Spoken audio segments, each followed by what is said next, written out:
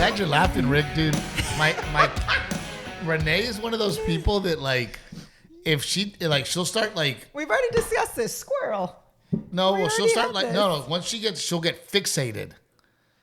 I'm like, let's go. Hold on, I gotta wipe this. Let's go. We gotta walk out the door. Hang on, but I gotta finish this. Let's go. Hold on, I'm not done. Like it's just like drop the fucking towel and let's go.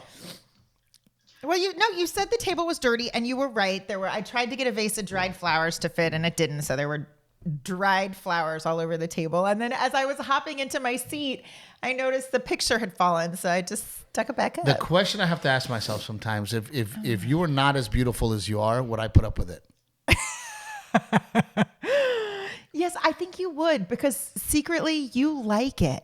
Secretly, I like it. You want the table clean. That's why you made the comment in the first place. No, I was just wondering what was going on you in like here. to come in and things look beautiful. I don't give a fuck. I'm gonna do my thing. I know you're going to do your thing, what's going on but with you your like fall it. fashion here? What's My this? fall fashion? Isn't it cute? I rented it, so I got to wear it. But I'm not wearing shoes at all today. I'm barefoot because I need brown booties. This outfit needed some brown booties, and I just don't have them in my closet. You're sitting on your booties. I'm just so glad that Rick was able to make this one. Like I love doing the podcast, and Rick. It's not the same without him. It's definitely not the same without. Good morning, Rick. We didn't even say good morning. We just jumped right in. Morning. We're doing a very early one because I have a lot going on, and Renae is leaving us next week. Yes. To hang out with her friend in Japan for 8 days. So enjoy that.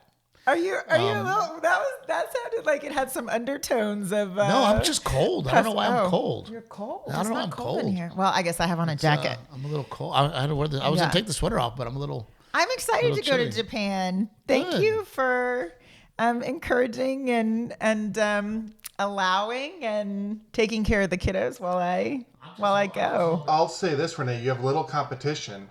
I looked at Steve's Instagram yesterday where you were inviting people to DST, and I legitimately said to myself, he does have nice legs.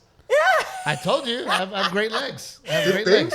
Thank you. Pretty impressive. He strategically had him on the bucket in the video so he could flex his calf. That's what that was. You know what's crazy, Rick? Like, I know that I am a short man. I know that. But I don't ever feel short. I don't feel short. I don't think I'm short. I don't know. Short has never been a problem for me. Until ever. a giant comes and stands next to you. That was one of those moments where I'm like, wow, I'm really short. How tall is he? He's 6'7". Okay. I mean, but my mind isn't like, I don't see him and go, God, that dude's huge. I just like mentally, I am not a short person. Yeah. But then you see that and you're like, holy hell, dude. Like, did you see that, Rick? Yeah. He's huge. He shakes my hand and tickles my elbow. He holds a baseball like I would hold a golf ball. Oh, that's probably crazy. It's crazy. To see a baseball in his hand. Yeah. It's crazy. Compared to Garrett's. You should take a photo side by side of a baseball in Garrett's hand and a baseball in his hand. It's crazy. But we did build probably within I'm confident in saying that I don't even know, as a private facility, not a college, not a high school, a private facility, I don't know if there's a better baseball training facility. Yeah. We built something really, really special. And, I tell people all the time, get up and do something about it. We do not everybody has the means, but you can always do something. You can, baseball in this town was so gross and ran by the mafia. Starts with an M, ends with an I, and they went ahead and they had this attitude of like, we do whatever we want because there's no competition. Yeah. And we treat people like shit. We have our little clique, right? And the people we like. Mm-hmm. And if you're not in our clique, we can do whatever we want to you. Yeah. Right. And a lot of bad things happen to us. Starts with an M, ends with an I. Shrek is one of those women. And then I did, the first thing I did was leave. Right. The first thing I did was, you are not going to hold me captive. Right. You're not going to bully me. I will find another option. We won't fall for the fear tactic. Well, yeah, we're not going to fall for the fear. I mean, dude, Rick, this woman, would say things when I would say, hey, I just want to know where my dues are going. She would go, you don't want to be that parent. You don't want to get a reputation for being a difficult parent because that'll hurt your kid. Those are the kind of things that these women would say. Hey, we're having issues with your organization. Well, you don't want to get a reputation of being a problem. Yeah. Basically saying, we will let people know that you're a problem. Because I asked for where my money's going? Yeah.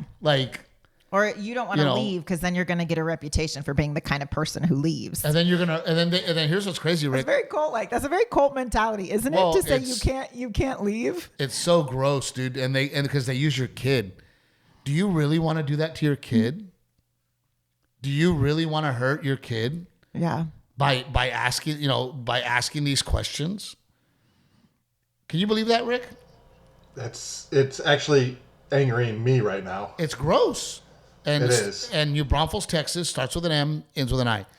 So, but the fact that it worked as much as it did, it still works. That people, that's what I mean. That people, there's still people that go, that it works. I politically don't want to piss them off. I politically don't want problems. Yeah. Because they put that in their head. And at the end of the day, I don't give a fuck what organization likes you, doesn't like you. You know what they do like? Money. And if your kid makes the team and you can afford to pay, they're going to take you. They need your money. At the end of the day. So the first thing I did was, I'm not going to tolerate the bullying. I'm not going to tolerate the way that you're operating. Yeah. I'm going to walk away. So I did. I walked away.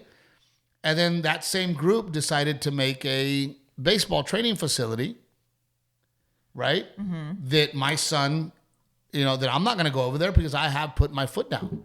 Right. Well, the problem is that in town, then people go, well, I have no choice. I want to train my kid. I can't drive to San Antonio to go to DST. Which we've been doing, and it's Austin. Hard. Yeah. Right? So I said, okay, well, I will build a training facility here in New Braunfels to give people that other option. Yeah. And at the end of the day, the way I look at things, I do not have competition. And now people just have an option. Yeah. You're more than welcome to go train over there. Yeah. You can come train over here at DST, where we have the better facility, where we have the better coaches, we have the better everything.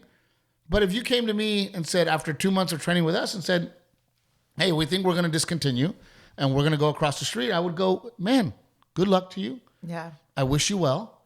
And I hope that it works out for you. Yeah. I don't go, if you leave here, you're never coming back. No, in any other business, a customer's able to go and shop wherever they want. You don't want to hurt your kid. Yeah. You're going to go over there? Wow, it's going to hurt your kid. You're going to get a reputation for leaving. I mean, I would never do that. Yeah. I would and here's the crazy part. Even the parents in this town that I don't like, mm-hmm. right? That have not, now I'll tell you right now, all those parents that cheated, the parents that cheated in that tournament, yeah, I will make sure that they can't train there. I do not want them representing DST New Braunfels. Yeah. Because they are cheaters. They cheated. I have receipts. We're not going to allow people who go out and cheat to be there. However, the whole goal of this was to create a healthy, positive, baseball training, development. Yes, baseball development, right? Not ring chasing, not just for love of the game. Yeah, but focuses on individual development, regardless of where you play baseball. Right. I don't, and that's the thing. Starts with an M, ends with an I. If they want to come and train at our facility, absolutely.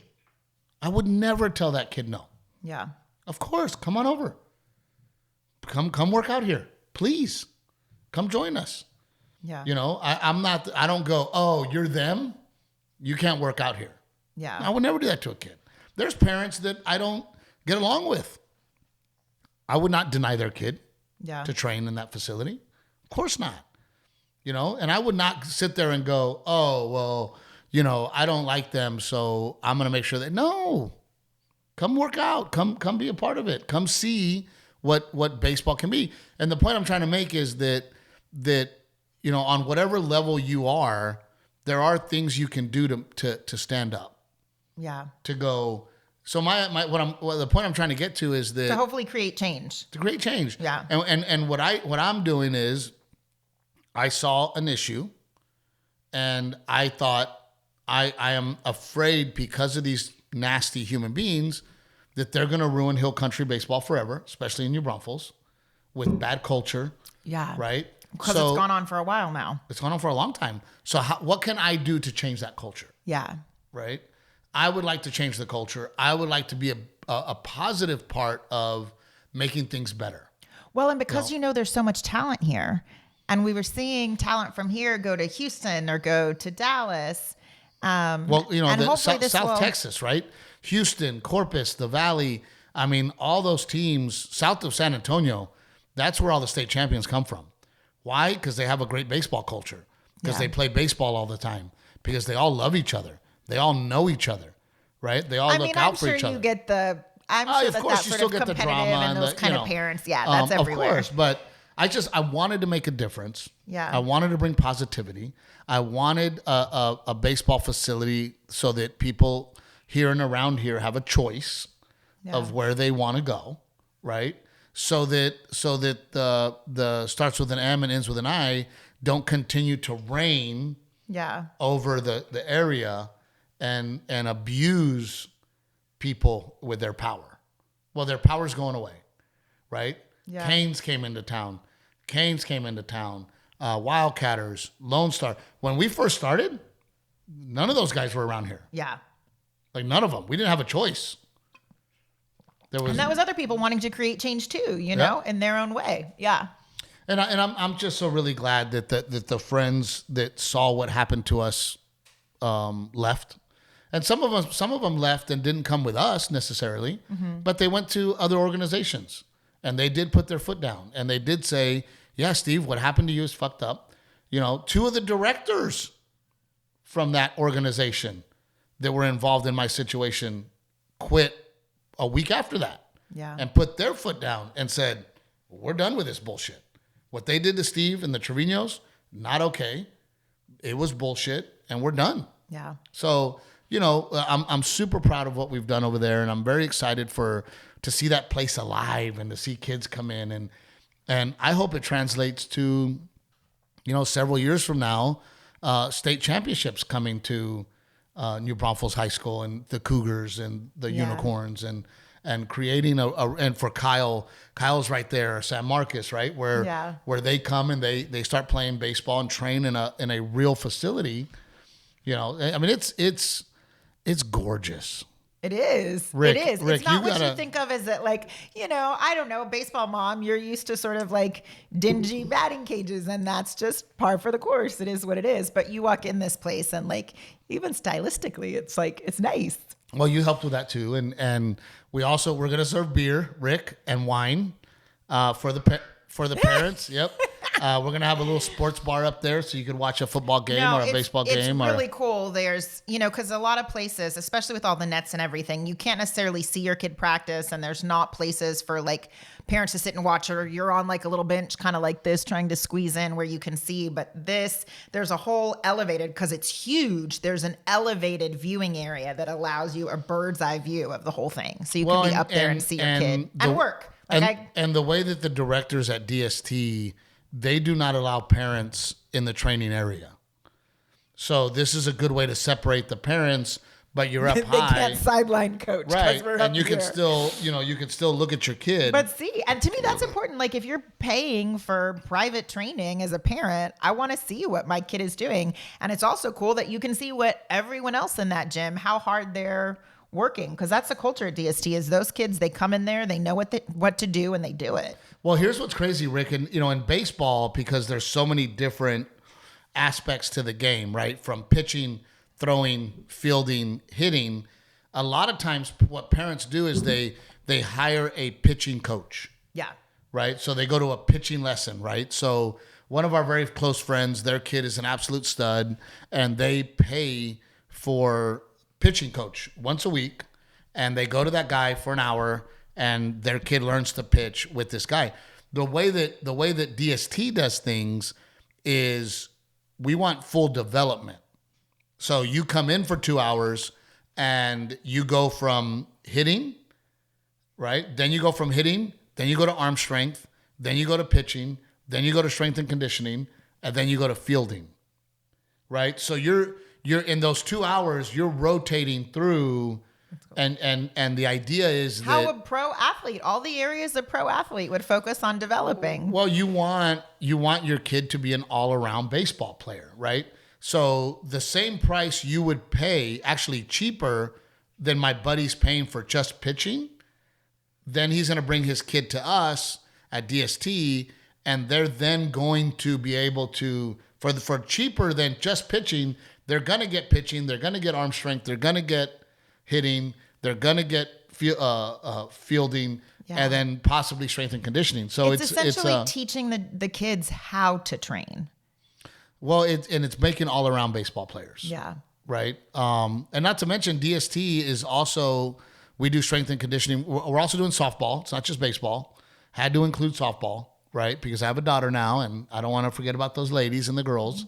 And then our strength and conditioning is for any sport. Football, baseball, hockey, I mean, whatever your kid's playing, our strength conditioning coach can put together a program for, we have lacrosse players that train at DST San Antonio. We have swimmers that train at DST San Antonio. So I'm very, very excited about this new endeavor, and I can't wait for it to be open. If you're listening to this, this Saturday, which is November 8th, from 9 a.m. to 1 p.m. is open house for you to go see it. Just put Texas Ski Ranch for the address. And then on Sunday, 9 to 4, it will be open to the public to come and do an open house. So I'm very, very enthused about hopefully changing the culture, changing the attitude around here, giving people options so they don't have to be under the reign of those two evil women that run, starts with an M, ends with an I. I'm so done talking about them, Steve Trevino. I know, that's why I don't talk. I just say, very, very general, very general. But I'm very excited. I mean, and it's also one of those deals too, where I cannot believe, like, it's one of those deals where I step back and I'm like, oh my God, I helped do this. Yeah. Like, holy crap, this is... you've been going at it nonstop. Yep. I have from the demo and ripping up the carpet that was in that place and taking down that stage and cleaning the place to putting mats on the wall to mopping to sweeping to cleaning to I've helped lay the turf. I've helped lay build the pony wall. I mean, I've been there, and that's another thing about entrepreneurship. People always think, they want to puff their chest out and go, I'm the owner. Yeah. And they don't realize that if you're the owner, it is a full-time job. Yeah. And that you have to work harder than your employees. You've always had that approach. I mean, yesterday you were mopping. I heard you saying, I gotta go back and we gotta mop. It needs to be mopped. And I was like, I was both annoyed with you, but also understood. I was like, why do you have to leave to go back to mop? Like, surely someone else is capable of mopping. But I also knew for you, it was showing everybody that you are willing to mop the floors. Well, but the issue is that the people we had there were finishing up details, and they're skilled, right? They're carpenters and they're skilled people. Yeah. I don't want those skilled people wasting hours mopping. Right. Right. It took me. I probably mopped for 3 to 4 hours yesterday. Because it's huge, the facility. Well, and I had to remop because of all that, that fine dust, Rick, that gets all over the place, it's almost impossible to get rid of. It's like on the back patio. Yeah, it's like a powder. Yes. So I got to go back today and mop. It must be something about the rocks here, like the geography It's of the geology of the land. Oh, the sheetrock stuff. Yeah, the sheetrock chalk, right? And I mean, it just gets everywhere. And we're having today, this evening, we're having 40 elite softball players train there today. And they're not members of our DST yet. So I also want tonight for them to walk in, and I don't want them to like feel like it's still a construction zone where if they walk on our gym mats that their feet print are leaving. So I want them to get there today, and I want everything to be perfect. Brand new. It's brand new. I want them to feel like it's brand new, right? So I still have to mop today. But it's one of those deals where then you have to go clean the mop and make sure that you're getting all the dust, because then you're just spreading that dust around. I need to buy you the one with the removable heads that you just throw in the washing machine. Well, I think today I'm going to go back to the barn and take some of those Swiffers. Yes, because you wipe them and toss them. Toss them. They might just shred to pieces on those mats. I don't know. No, I'm not doing the mats. I'm doing the concrete paths. Oh, there you go. Right. Yeah. But yeah, I mean, if you're going to be an entrepreneur, and Rick's an entrepreneur, you have to be willing to work harder than everybody else. Well, you are. There's no question about that. You have to be willing to, and then people will, if you say, hey, can you do this?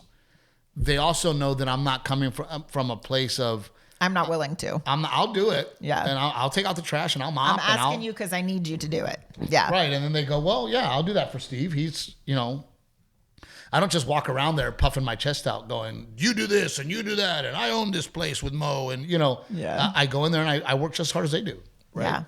I mean, Rick, shoot. I have a question. Is Mo a little uncomfortable because you were so vocal about DST and he is, it's his baby, right? It's his brainchild. He started it in San Antonio, but he is such a more quiet, introverted human than you are. Does he like that you're loud in the voice, or does it make him a little uncomfortable? I'm curious. I think a little bit of both. Yeah. We had a conversation yesterday where he was like, make sure that you're saying all the right things and make sure that because he's very particular that you're presenting us in a way that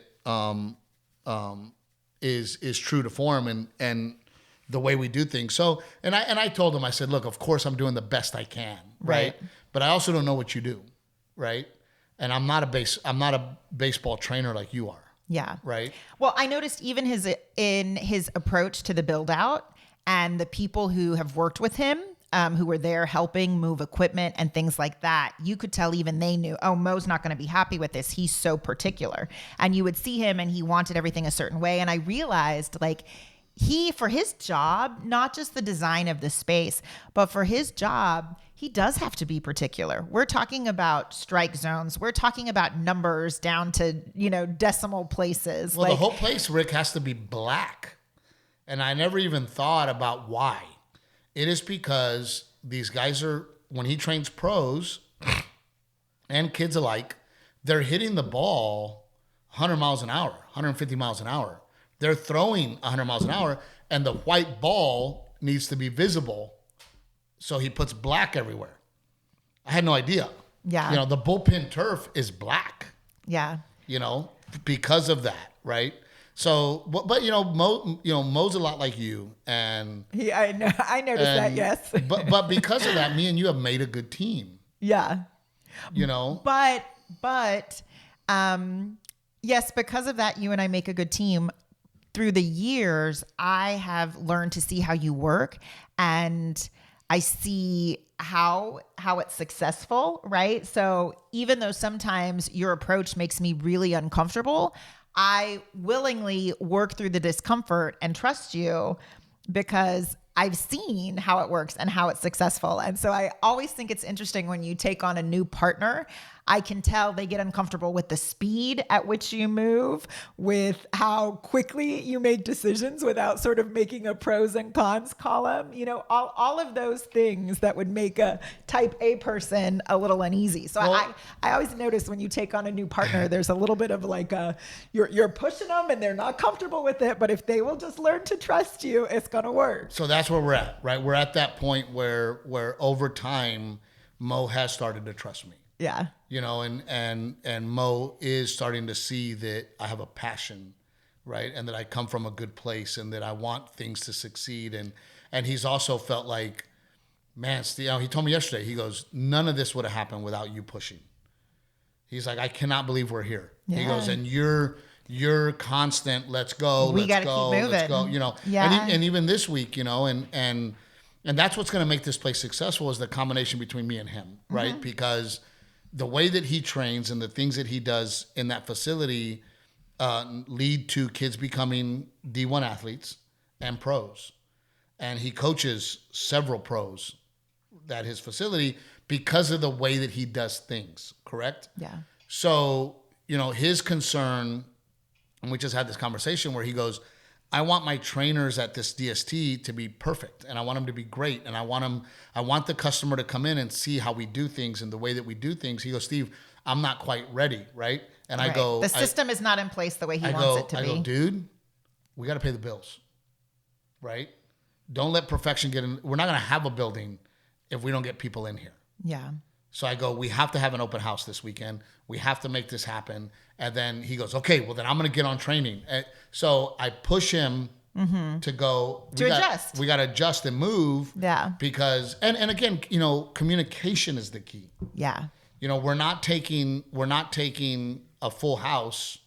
We're not going to take it to full capacity because of that. And I agree with him on that. Where I go, look, let's go half capacity right now, so that we can get things in order, right? But at least let me get to half capacity.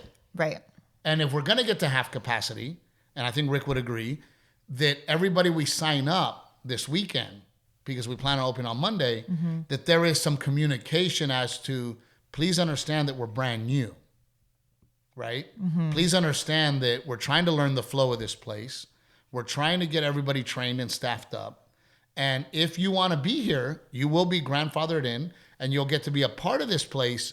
However, we're going to have growing pains.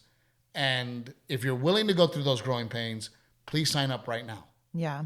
Right? Yeah. If you're not willing to go to those growing pains, then you need to wait 6 months when we bring on everybody else. Yeah. Right? And you're going to lose a couple where they're just going to go, hey, you know, but then at the end of the day, you can sit down with them and go, I told you this was going to happen, and now you're upset with me when everything's not going exactly as planned. We warned you. But I also know if Mo is like my personality type, he will also bust his ass to fill in the gap, right? To make up the difference, to get it as close to that perfect that he wants it to be. You know, and it's funny because, you know, DST San Antonio is one of those training facilities that if you know, you know. And if you don't know, you don't know. Yeah. Right? It's kind of a secret. Well, that's what I'm saying is that they don't advertise. He's very quiet about it. Even like you can be in that facility and not know that Mo is Mo, that's who that is, the way he walks around the place. You know what I mean? And so for you to be so loud and vocal about it. Well, we have to be because, you know, over there he was able to grow organically. Right? Here, bang, we're open, let's go, right? Yeah. So that was the other discussion I had with him. But here's what's really cool about it is that between him and I and this town being this town, we might not have to advertise. Yeah. We might not even have to put a sign on the building, which is our goal. Really? We want people to go, either you train there or you don't. Yeah. Either you know about it or you don't. Yeah. Right? And we want to create the same allure that San Antonio has in New Braunfels. And my fear was, I don't want to turn it into McDonald's. Yeah. Right? I don't want to turn it into Disney. Yeah. Right? I want it to continue the tradition of if you know, you know. Right. You know, and it's also one of those deals that... You know what it reminds me of when you first moved to Hollywood? They say, don't obsess over getting an agent. You will figure out how to get an agent when you're ready for it. You know, and I think it's sort of the same mentality with DST. Well, it's like you will figure out how to get in the door and how to train there and how it works when you're ready for it. I didn't know. And there every day there's thousands and thousands and thousands of parents that are in Little League with their 4-year-old, right? Or 5-year-old or 6-year-old, and their kid's pretty good at baseball, and they go, man, baseball's my thing, and I love it's my kid's thing. And, oh, where can I go take him to go hit baseballs? And then you go, oh, there's a D-bat in town.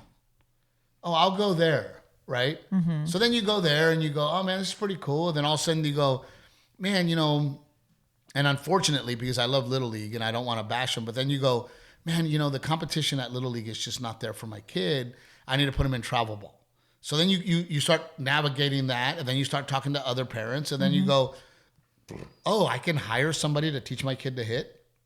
I'll do that. Where can I do that? Well, D-bat does it, right? Oh, okay, I'll go to D-bat. And then eventually you just start going, then you start getting in, like I'm so deep into travel baseball now. Then you know all the players, you know the directors of all the freaking tournaments, you know who the directors of each organization is, and then you start to really figure it out. And what I'm trying to say is that in New Braunfels, nobody uttered a word about DST. San Antonio. Oh, yeah. Like nobody was like, that's where you train. Yeah. I found out because of Jose Trevino. Yeah. And Jose Trevino, who now plays for the Cincinnati Reds, trained at DST San Antonio, still trains with Mo and the team.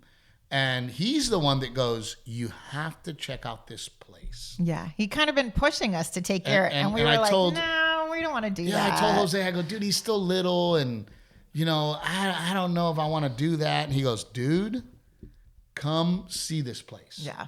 And meet Mo, meet these guys. This is a whole nother thing. Yeah. So I go, okay, well, and then I even talked to Nick, who's Mo's brother, and I said, dude, I'm really uncomfortable with this. And he goes, man, wait till you see the way we do things. He goes, I think you're really going to enjoy it. Okay. So I take Garrett over there, and I always equate it to, in the movies, Rick, when somebody cracks a door and there's ninjas training back there. For me, it's like when you go to Chinatown and they open the back door and they're like, come, look at this. Yeah, it's like a speakeasy. Right? Yeah. And I walk in this place, Rick, and I'm like, oh, this is different. Yeah. This is not D-bat. This is not some D1 coach that got fired. Yeah. This is real. Yeah. Holy crap. Like, this is awesome. Then I get the word out, right? Then I go to our friends and I go, dude, you got to check this place out. And because it's so far away, most of my friends here in New Braunfels were like, sounds great, but man, I ain't not driving. Realistic. I'm not driving an hour there and an hour back. And, a couple of my friends were like, okay, I'll go check it out. Yeah. And then they were like, holy shit, right? So it was really interesting, Rick, that he has this very, very successful baseball training facility. The website is garbage. Even I remember when we first started going, I'd be like, I can't find it. Like, can't even find the address. Where am I going? I can't find a phone number. I can't, like. Dude, it's. And then I feel bad because I'm sitting there watching Garrett train. And then parents that want to train there walk in. Nobody's there to greet them. Yeah. And they're just sitting there going, who do I talk to? I want my kid to train here. And then Mo and the trainer's like, yeah, sit right there. When we're done here, we'll talk to you. Like, that's how successful and how badly people want to train there. So that was what was scary, is that, okay, we can't do that here in New Braunfels. Yeah. It's a bigger facility. We need more kids. We need to make sure that we have a girl greeting people as they walk in. So now we have a greeting desk. Yeah. Right? So that when somebody walks in, we got to put in the process of, okay, welcome. You want to train here? Then you come here. Then you meet with this person. Right. They give you a tour. They explain what we're doing. Then we sign you up. Right? So that's the tough part, Rick, is that those things are not in place in San Antonio. Yeah. And then Mo's like, well, do we need a better website? And I'm like, yes. But then I'm like, man, the word has gotten out so big here in New Braunfels and the surrounding area that I don't know if we need to. Yeah.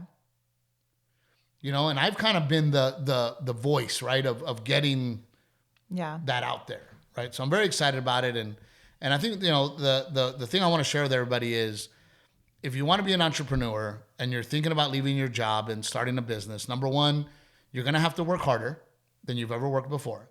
Number two, It's going to be scary as shit. And there's going to be tons and tons of tough times.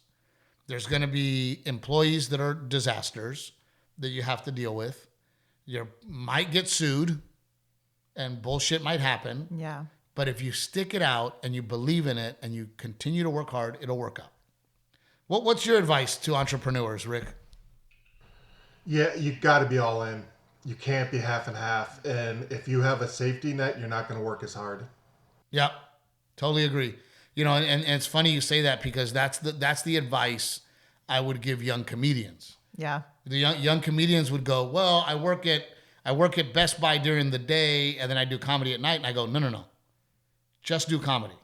Well, how am I going to make money? Then go work at the door at a comedy club.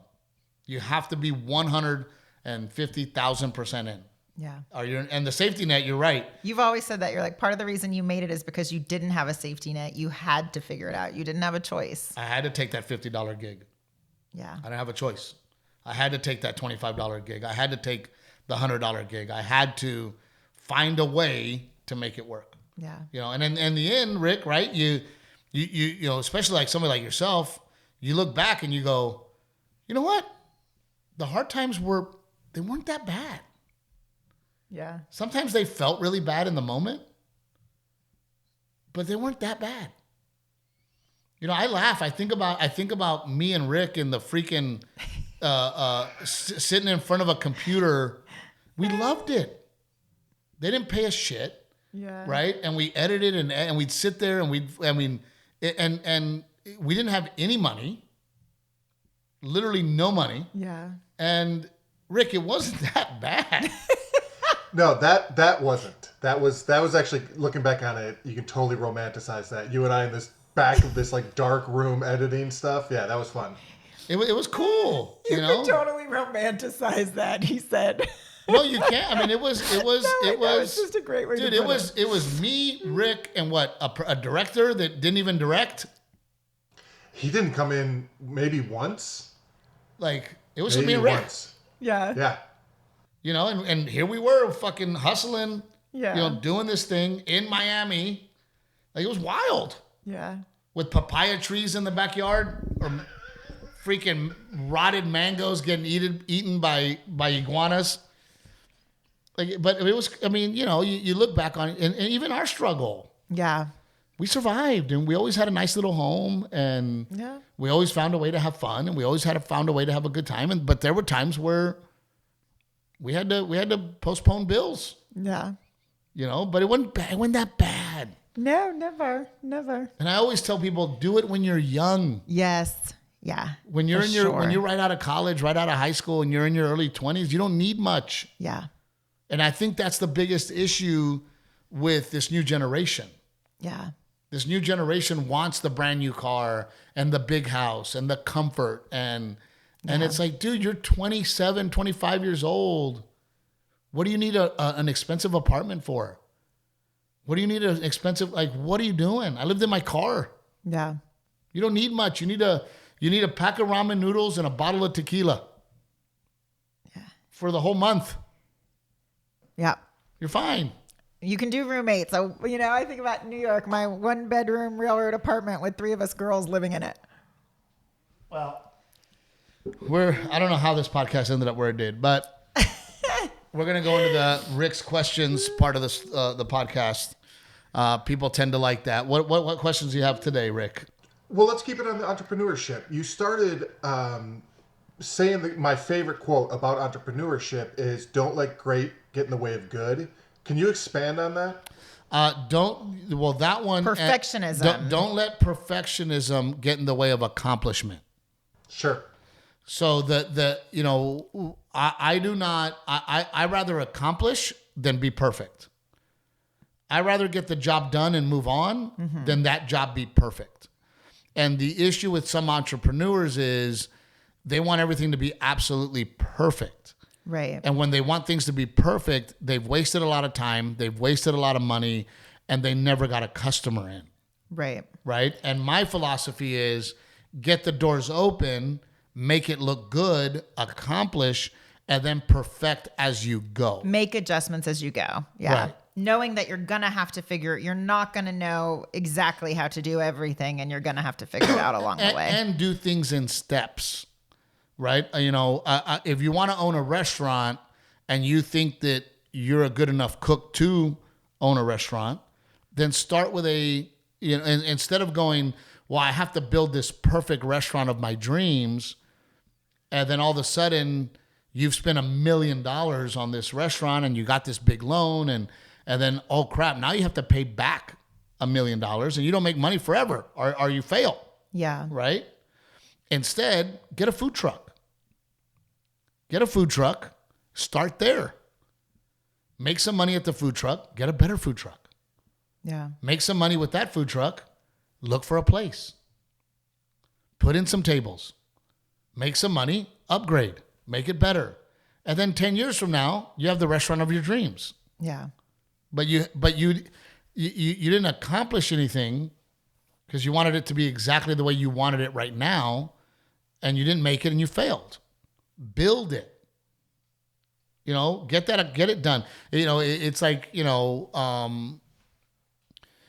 but I also understand like your personality. It's hard.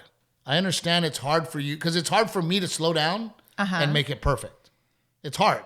To pay attention to the details. You don't see them. I don't. No, you don't see them. So for me, it's like, why are you slowing me down? Because I want to go. Yeah. And you're like, can you slow down? Because that little chip on that board is a problem. Well, it's not even that little chip. It's that. I'm just using it as an example, right? Sure. But you also don't look at the problems that might come. You will deal with the problem when it comes, as opposed to. Oh, I don't forecast. Yeah. I don't forecast problems. I deal with them as they come at me. Yep. Right? Yeah. And that has made me successful. Right? But then you also have to be smart enough to partner with the right people. I don't know anything about baseball training. Right? I don't know how to train. Mo came in and taught me so much about how to build a facility. Yeah. If I did it on my own, it would not have looked like that. No. If I did it on my own, I wouldn't have known to paint it black. If I did it on my own, I wouldn't have known how far things need to be, how the turf needs to be, how things need to be laid in, what L screens to buy. Like, he knew all of that. Like, he knows things about baseball training, but I was able to partner with him, and he worked out the details over there. And now we have a great, amazing baseball facility because I have this great partner. It probably would have failed if I said, okay, screw it. I'm going to put some batting cages in here. I'm going to go hire some baseball trainers. I'm going to open the doors. And that's probably going to fail. Yeah. But I partnered with somebody that is a baseball person. Not to mention, we also have a softball person in there who owns the Bombers, who owns 200 teams, right? We also have Big Rico in there, who's been in baseball for 35 years. Everybody around, I was laughing the other day. They were all in the office, and I'm over there mopping or doing whatever, and I stop in, and Scott and Rico and Mo and Chris and all these baseball guys were in there, and they're talking baseball, and everybody's stopping and they're listening to Mo, and then Scott would talk and they listen to Scott, and I go, one of these days I'm going to be in here with a bunch of comedians, and y'all are going to shut the fuck up and listen to us as experts. Like, because I felt so behind, and I felt like, holy crap, I don't know any of this. Yeah. I mean, they're talking like real baseball shit, and I'm like, wow, like this is a whole nother level, right? So, Rick, do not let perfection get in the way of accomplishment. And I think, Rick, you're very similar to the Mo's and the Renaes, where, you are somebody that puts out perfect and great, amazing work, but you were also smart enough to partner with other people, right? Yeah, and I think a producer's job is to forecast problems. Yes. Right? So that when you're on set, because problems cost money, Yeah. But that's your lane. Wait, to plan right. is to plan so well in advance that you avoid a lot of those things from happening. Which is why. And then not losing your shit when they do happen because you planned for them. Which is why I partner with Rick and Renae to help me get the details. Yeah. To help me do things. And then, but that's the other thing too in entrepreneurship. Get people around you to do a job, but let them do their job. Yeah. But again, that comes with a level of trust. No.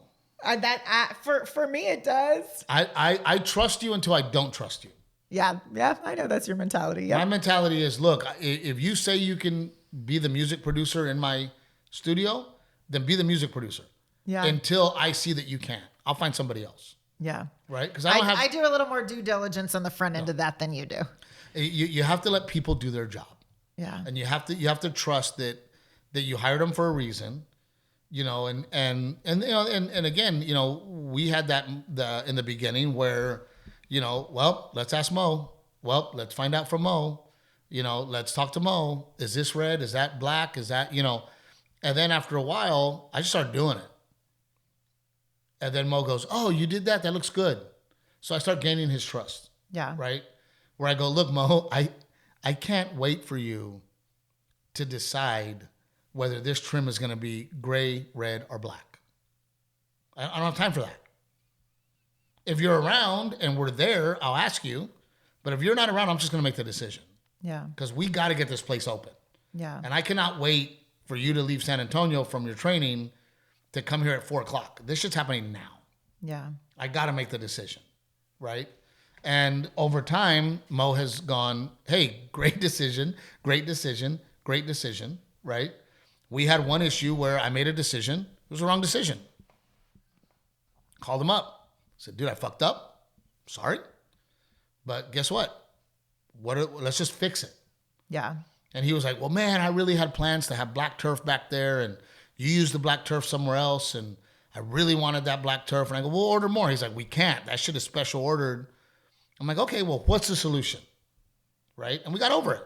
Yeah. But I also profusely apologized. Yeah. I said, dude, I fucked up. I made a decision. I moved on, and it's my bad.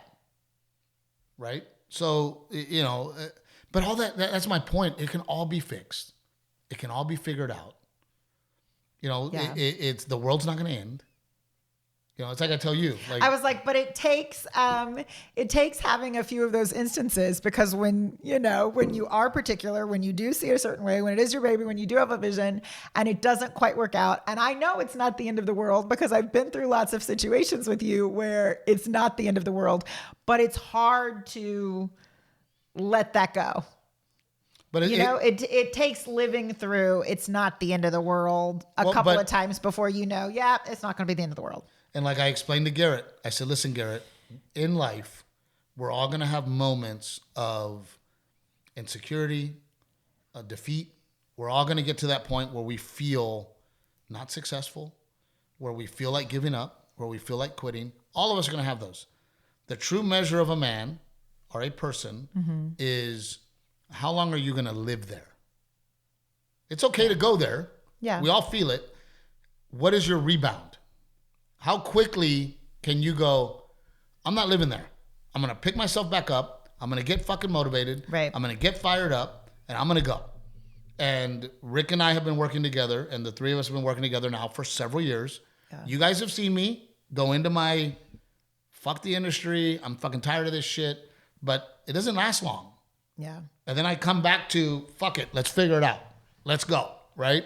So it's like I tell Garrett, I go, look, dude, you're bummed out because you're not hitting the ball. How long are you going to live there? Yeah. And that's a lesson in life. Yeah, you're failing right now. Yeah, or I think even very simplistically with Delilah and her big, huge emotions. Like, it's okay to have a D1 crash out, as Garrett calls it, but how quickly can you fix it? Let's pick, yeah.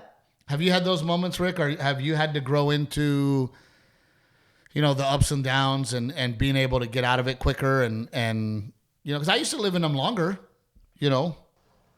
Yeah, I take emotion out of a lot of things. I remember the first show that we tried pitching with you guys. I remember our first passes, and I had to call and tell you guys that they passed. I was so anxious to call you because I didn't know how you guys were going to react.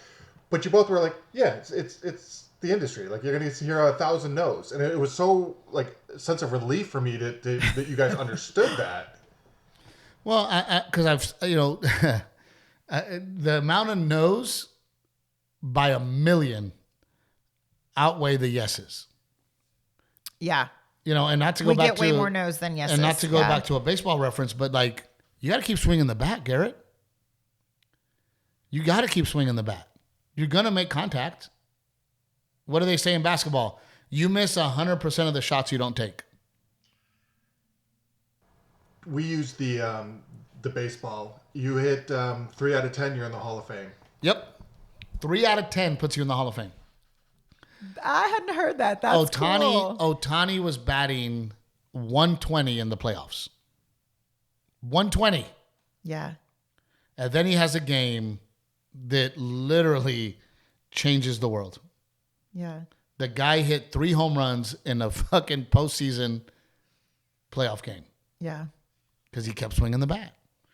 You know, but the no's for me are fuel for me. I think there's some people, and Renae might be one of those because Renae doesn't hear no. But no, you know what no, but what you're going to say, because I'm going to say what it is for me. I don't know if no's.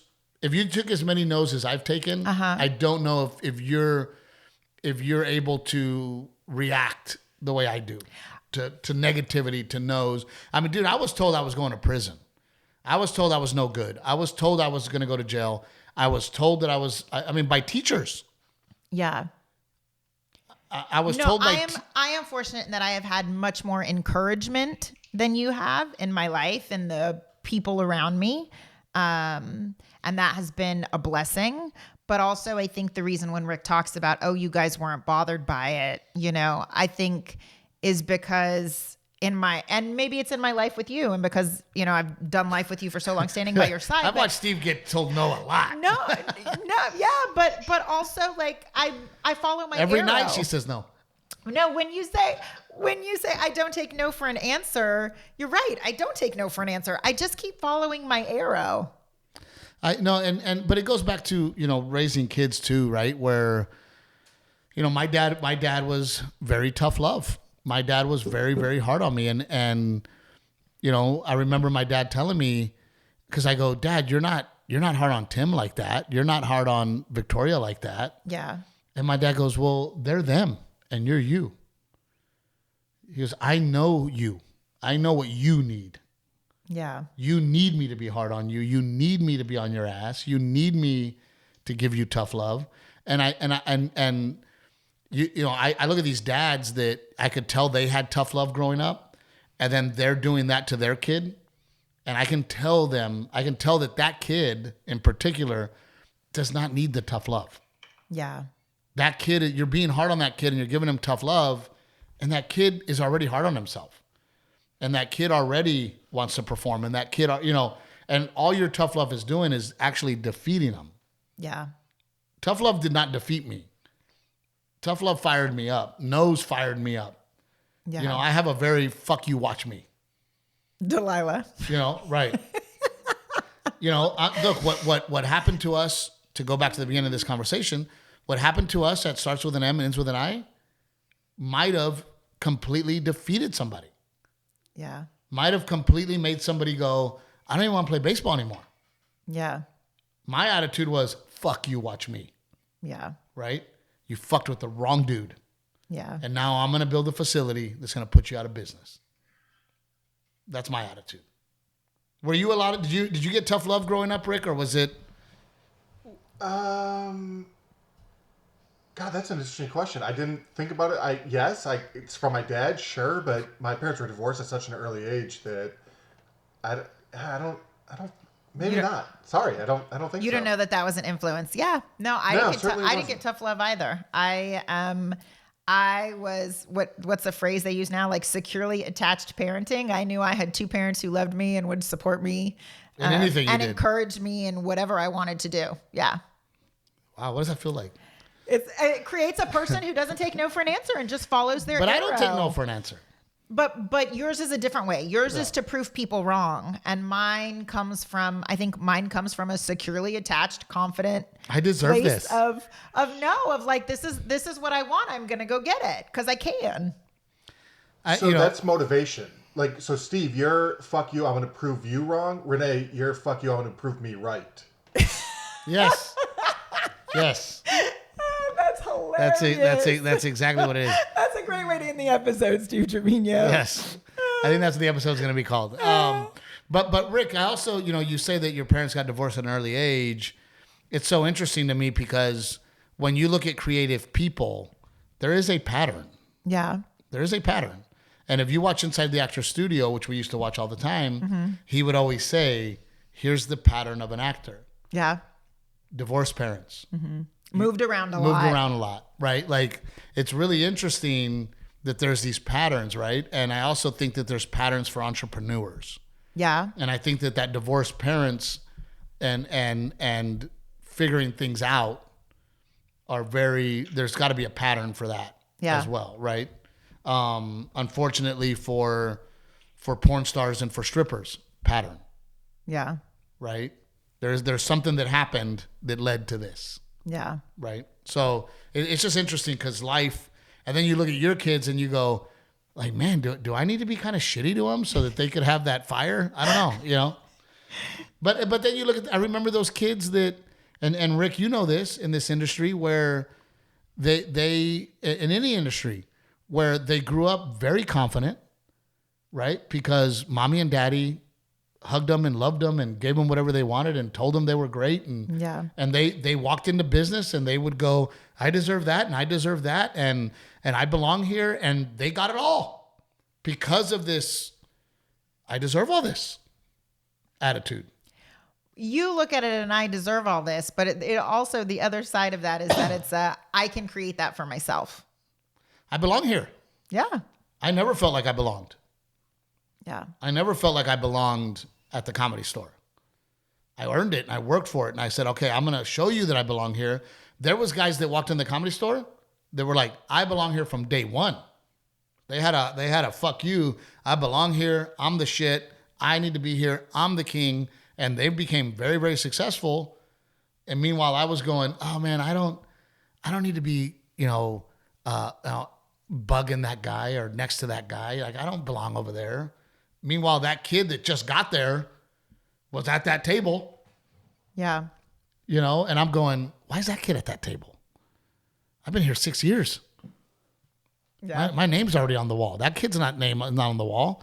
But there they were, chumming it up at that table. And I'd go, you don't belong there. And then all of a sudden they're in there, they're writing for them. And I'm like, fuck. Yeah. Because it's that sense of they confidence. wanted it, they went and got it. I think it's a sense of confidence that they get from being encouraged like you have. Yeah. Right? Renee's like, bitch, I belong here, Rick. I'm the director. Oh, good episode today. You guys want to do one more question? Yeah, of course. Sorry to make it longer. No, it's okay. But since we're on this topic, I have this on my list of questions to ask you guys. So you guys are a team. I get to see you guys from a business side work together. I would love both your perspectives on this. Can you turn off being an entrepreneur? Meaning, like, when you hear an idea, do you go, oh, that's a good idea? Or do you go, I need to make that into a business? I don't know, man. I for me, I'm always thinking entrepreneurial, right? I'm always thinking, how can I turn this into a business? How can I work hard to make this happen? I have such a passion for baseball, that when I saw the opportunity, I immediately went, I'm doing that. Like, I got to do that, and I got to bring it to New Braunfels, and then, but the combination of fuck you, disgusting people, I'm gonna change that. Right. So that was what made me act on. So I don't know, Rick. But like that's ideas tough. in general, I think Steve is quicker to leap at ideas. And I'll say, look, I know that we can take this on or we can handle this, but is this the thing that we want to take on? I more look at our bandwidth and I say, is this where we want to put our energy and our resources? But I also look at my life, Rick, and I go, if comedy doesn't work out and we stop selling tickets, how am I going to feed my family? Yeah. How am I going to keep the level of life that we're living if, Netflix keeps saying no, which they do, right? And I go, okay, can I create another life and money stream for our family so that I can feel safe? Because I don't have that safety net. Yeah. Because I know how crummy this business is. Yeah. And the more I learn how crummy this business is, the more I become an entrepreneur in other places, because I go, I have to find revenue stream somewhere else. Yeah. You know, I didn't wake up one day and go, man, I can't wait to be a landlord. You know, I can't wait to have a rental house business. I did it out of necessity and out of entrepreneurship, going, I have to set up my future. I have to find a way, because I do not have retirement by a company. I don't have any other skills other than entrepreneurial. Like I can't go get a 6-figure job. I can't quit today and go apply somewhere and they give me a 6-figure job, because they're going to go, so what have you been doing for the past 20 years? That's so It crazy says to dick think about jokes right here. It says dick jokes, you know. So I don't know, Rick. I mean, that's a good question. You know, Renee's not an entrepreneur. No, you are a serial entrepreneur. Yeah. You know, but they also say that it's always the C student. It's always the kid that fucked off in high school. Yeah. That's me. You know, high school rules for me and structure. I'm like, no. Yeah. Dude, I stole a bunch of passes from the office. Back then, they had to write a pass to get out of class. So I just stole the book, and I filled it out myself. And I would literally wander around the high school and go visit different classes, and the teachers would be like, and I knew the teachers that liked me, like, what are you doing here? And I'm like, oh, I have a pass from Miss Chapman. It's right here. And she had a stamp, so I went through and I stamped them all. And did I just wander around high school? And Victoria, my sister, would get so mad my senior year. All I had was a pin in my back pocket. And she'd be like, fuck you. She's like, you don't do anything. I'm like, I hang out. Like, you know, my cousin Gabe would substitute. Like, I'm here, present. Yeah. Did I wander around? You know, one teacher, he kind of figured it out, and he did not like me. And he was like, well, I'm taking it. Thank God Miss Chapman loved me. Because I used to make videos in radio television class, Rick. I would edit videos of her son playing soccer. For his college? Yeah. She would bring me videos of her son. She's like, here's a pass. Go to radio. Make me all these videos. I'm like, okay. So thank God she liked me. That's how I was able to steal the passes. And she brought me in. The teacher brought me in. He's like, Trevino's been forging your excuse papers and blah blah. And Miss Chapman goes, I gave him permission.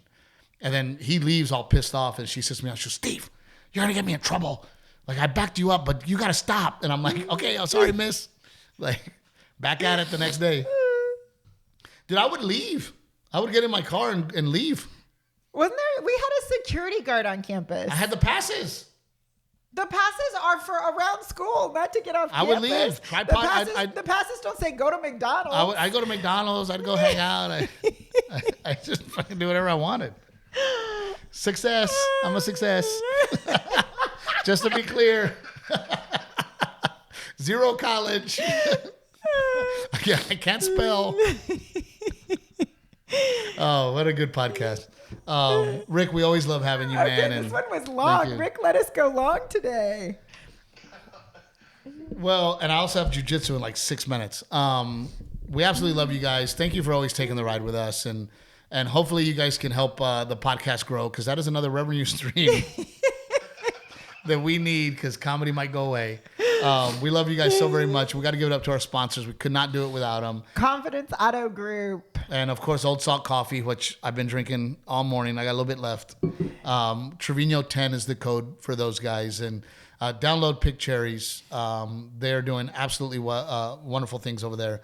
What a wonderful podcast that we had today. Yeah, that was a fun surprise. I had fun today. Thank you, Rick. And we didn't get in a fight. Well, that's because we paused it, and we're going to edit some of that out, Rick. We're going to jump to baseball and entrepreneurship.